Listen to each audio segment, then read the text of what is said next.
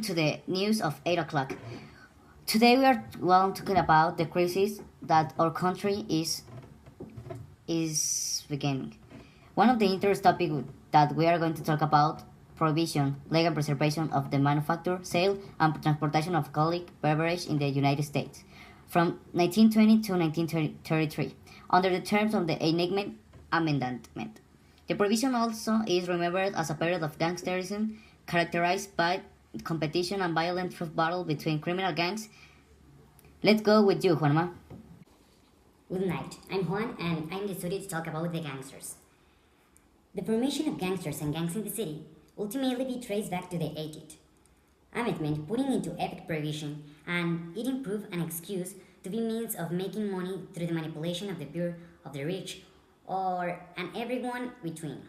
These gangsters thrive off the fear that they cause, and the gangsters usually keep to themselves to relieve from the secrecy and misery to protect themselves.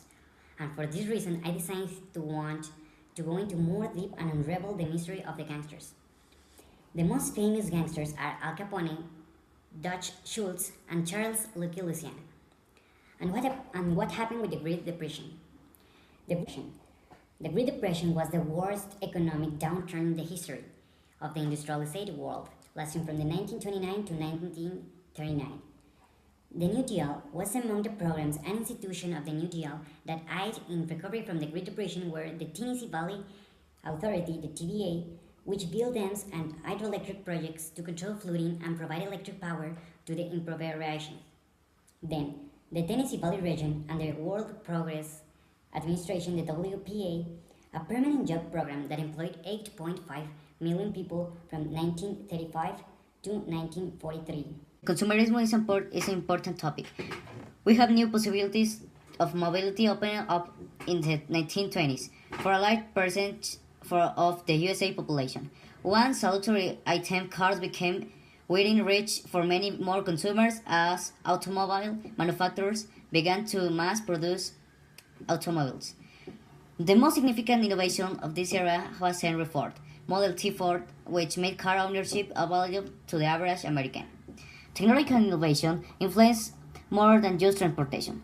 As access to electricity became more common and the electricity motor was made more efficient, inverters began to churn out new and more complex household appliances.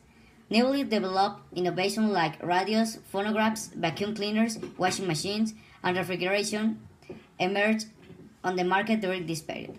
When the Great Depression began, the United States was the only industrialized country in the whole world without some form of unemployment insurance or social security. In 1935, the Congress passed the Social Security Act, which for the first time provided Americans with unemployment, disability, and pensions for the old.